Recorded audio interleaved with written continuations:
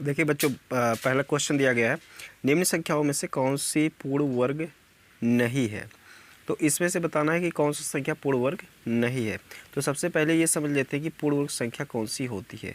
देखो, पूर्ण वर्ग संख्या बच्चों वो संख्या होती है, पूर्ण वर्ग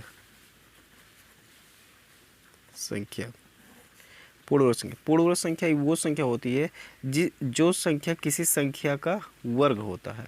ठीक है, जो संख्या किसी संख्या का वर्ग होता है। जैसे देखो, अगर बच्चों 1 का वर्ग कहे तो 1 हो जाएगा, 2 का वर्ग कहे तो 4 हो जाएगा, 3 का वर्ग कहे तो 9 हो जाएगा, और 4 का वर्ग कहे तो बच्चों 16 हो जाएगा। तो ये देखो, ये 16 पूर्ण वर्ग संख्या है, 9 पूर्ण वर्ग संख्या है, 4 पूर्ण वर्ग संख्या है। क्यों? क्योंकि 16 जो है वो 4 का वर्ग है, 9 जो है वो 3 का वर्ग है। उसी प्रकार से बच्चों, उसी प्रकार से इसमें दी हुई संख्या अगर किसी संख्या का वर्ग है, ठीक है, किसी संख्या का वर्ग है तो वो पूर्ण वर्ग संख्या होगी। और जो कोई संख्या इसमें दी हुई संख्या पूर्ण वर्ग नहीं होगा, वो पूर्ण वर्ग संख्या नहीं होगी। तो आइए समझते हैं। देखो बच्चों, यहाँ पर दिया हुआ 3600, ठीक है, तो 3600 को समझते हैं। 3600 को हम क्या लिख सकते हैं? देखो, इसको बच्चों 60 गुणे 60 लिख सकते हैं। अर्थात यहाँ पर इसको बराबर कर देता हूँ, अर्थात इसको 60 का वर्ग लिख सकते हैं। अर्थात 3600 जो है बच्चों वो 60 का वर्ग है। ठीक है, 3600 60 का वर्ग है, इसलिए ये पूर्ण वर्ग संख्या है। ठीक है, 6400 को देखो बच्चों, 6400 को हम क्या लिख सकते हैं?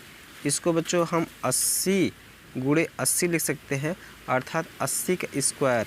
अर्थात जो 6400 है बच्चों वो 80 का वर्ग है। 6400 किसका वर्ग है? 80 का वर्ग है। इसी प्रकार से बच्चों देख लेते हैं 2500 का।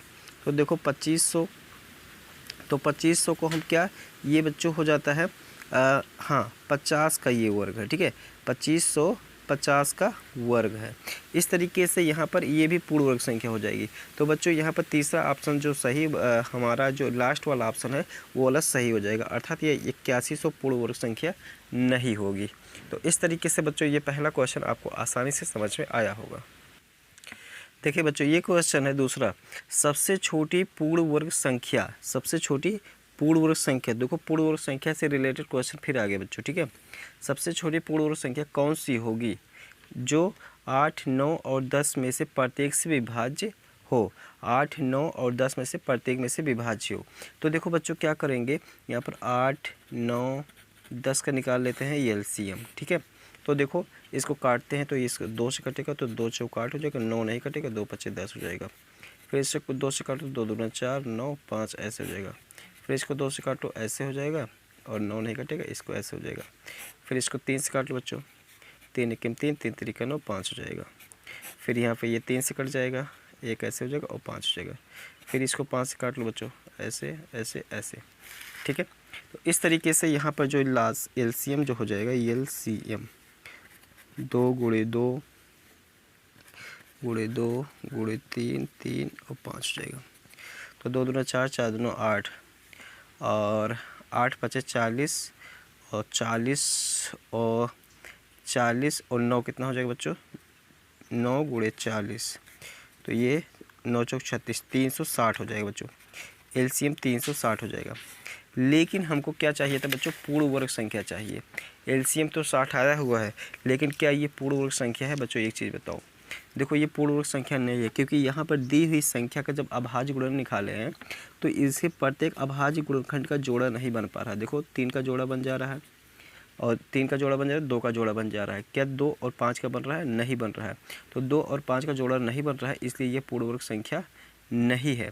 तो इसको पूर्ण वर्ग संख्या बनाने के लिए क्या करना होगा बच्चों? देखो, अगर 1, 2 और होता तो इस 2 का जोड़ा बन जाता, 1, 5 और होता तो इसका जोड़ा बन जाता। अर्थात बच्चों जो यहाँ पर आवश्यकता है पूर्ण वर्ग संख्या बनाने के लिए, वो किसकी आवश्यकता है? 10 की आवश्यकता है। अर्थात जो यहाँ पर संख्या आया हो 360, अगर इसमें हम 10 से मल्टीप्लाई कर दें तो ये 3600 बन जाएगा। वो 3600 बच्चों पूर्ण वर्ग संख्या हो जाएगा। और 3600 भी बच्चों, ठीक है, 8, 9 और 10 से पूर्णतः विभाज्य होगा। ठीक है, इससे भी पूर्णतः विभाज्य होगा। तो यहाँ जो सही ऑप्शन हो जाएगा वो बी वाला सही ऑप्शन हो जाएगा। ठीक है, अगला समझते हैं। देखो ये बच्चों क्वेश्चन है 0.00000121 का वर्गमूल है। अच्छा एक चीज़ बताओ बच्चों, अगर 121 का वर्गमूल क्या होगा? 121 का वर्गमूल बच्चों 11 होगा, ठीक है। तो 121 का वर्गमूल अर्थात यहाँ लास्ट में 121 है, तो बच्चों ये 11 तो आएगा कन्फर्म है, ठीक है। ये 11 तो आएगा कन्फर्म है। अब देखो ये पॉइंट के बाद कितने अंक लगेंगे उसको जानने के लिए देखो बच्चों, यहाँ पर एक अंक मतलब 1 2 3 4 5 6 और 7 8, मतलब यहाँ पॉइंट के बाद 4 अंक आने चाहिए। तो 2 अंक तो आ गए, 2 जीरो बढ़ा दो बच्चों ऐसे। इसका मतलब इसके वर्गमूल का जो ऑप्शन होगा वो ये वाला होगा, ठीक है। तो बच्चों कौन सा? ये हमने सी नहीं लिखा था, ये सी हो जाएगा, सी वाला ऑप्शन हो जाएगा। इस तरीके से देखिए बच्चों ये क्वेश्चन फिर वही उसी पूर्ण वर्ग संख्या पे आ गया, पूर्ण वर्ग संख्या पर। तो यहाँ पर लिख रहा है कि सबसे छोटी पूर्ण संख्या जिससे 44 को मतलब 44 को गुणा करने पर ये क्या बन जाए बच्चों? पूर्ण वर्ग संख्या बन जाए। तो देखो क्या करेंगे, 44 को पूर्ण वर्ग संख्या बनाने के लिए इसका निकालेंगे अभाज्य गुणनखंड, ठीक है। तो 2 दूना 4 हो जाएगा, 2 दूना 4 और 2 एकिम 2 ऐसे हो जाएगा बच्चों, ठीक है। 11 एकिम 11 इस तरीके से बच्चों जो हो जाएगा 44 का प्राइम फैक्टर 2 × 2 × 11 आ जाएगा। अब एक चीज़ देखो बच्चों, यहाँ पर इसका पेयर बन जा रहा है 2 का, लेकिन क्या 11 का बन रहा है, 11 का बन रहा है बच्चों? नहीं बन रहा है। इसको बनाने के लिए 11 अगर इसमें गुणा होता तो इसका बन जाता ना बच्चों। तो यहाँ पर इसका मतलब इस दी हुई संख्या में अगर 44 में 11 से गुणा कर दे तो ये क्या हो जाएगा? पूर्ण वर्ग संख्या बन जाएगा। इसलिए यहाँ पर जो सही ऑप्शन हो जाएगा ये बी वाला सही ऑप्शन हो जाएगा, ठीक है। अगला समझते हैं बच्चों।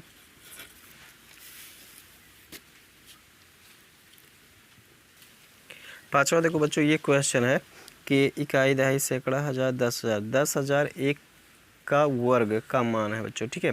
तो देखो बच्चों इसको ऐसे नहीं करना है कि इसके ऊपर मतलब गुणा करने लगे, ठीक है, क्योंकि गुणा करने लग जाएंगे आपको बहुत टाइम लग जाएगा। तो देखो क्या करेंगे, इसको ऐसे लिखो, इसको हम बच्चों 10,000 लिख सकते हैं, +1 का होल स्क्वायर लिख सकते हैं ना।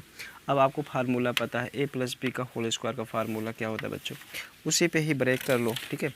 देखें उसी पे ही ब्रेक करता हूँ इसको, तो क्या हो जाएगा इधर देखो, ये इसका पहले का स्क्वायर हो जाएगा अर्थात 10,000 का स्क्वायर हो जाएगा बच्चों, ठीक है। 10,000 का स्क्वायर हुआ +1 का स्क्वायर +2, 10,000 और गुणे 1 हो जाएगा। इस तरीके से देखो 1 और यहाँ पर इसका जब हम गुणा करेंगे तो 8 जीरो हो जाएगा बच्चों, ठीक है। तो ये 4 5 6 7 8 हो गया, +1 हो गया और प्लस जो होगा वो 20,000 हो गया, ठीक है, ऐसे हो गया। अब इसको जब हम जोड़ेंगे यहाँ पर तो 1 तो आ ही जाएगा, इसको 1 2 3 4 ये आ जाएगा, 1 1 2 3 4, उसके बाद फिर 1 2 3 हाँ 1 2 3 4 5, उसके बाद 1 2 3 0 0 0 1, ये वाला सही ऑप्शन हो जाएगा। तो यहाँ पर देख पा रहे होंगे कौन सा सही ऑप्शन दिख रहा है हमको। तो यहाँ पर ये वाला सही ऑप्शन हो जाएगा। यहाँ पर आई थिंक कुछ गलत हुआ, 4 जीरो नहीं होना चाहिए था। तो मैं देखता हूँ यहाँ पर क्या 4 जीरो है, 1 2 3 4, ठीक है, ये तो सही है। और 1 2 3 4, ठीक है, ये भी सही है। तो 1 लिखें, उसके बाद 1 2 3 1 2 3, हाँ यहाँ पर 3 2 यहाँ पर होना चाहिए था। तो बच्चों जब इसको हम क्या करेंगे, इसको ऊपर नीचे करके जोड़ेंगे अगर तो यहाँ पर 1 जीरो नहीं आएगा, ठीक है, इतना आएगा। तो ये वाला जो सही ऑप्शन, इसको ऊपर नीचे करके आप जोड़ेंगे तो इतना ही आएगा। तो ये जो सही ऑप्शन हो जा रहा है, सी वाला सही ऑप्शन हो जा रहा है। तो इस तरीके से ये क्वेश्चन बच्चों लगना था। उम्मीद करता हूँ मेरे द्वारा बताए हुए सभी क्वेश्चन आपको समझ में आए हैं तो वीडियो को लाइक करें, चैनल को सब्सक्राइब करें और ज़रूरतमंद बच्चों तक शेयर भी करें।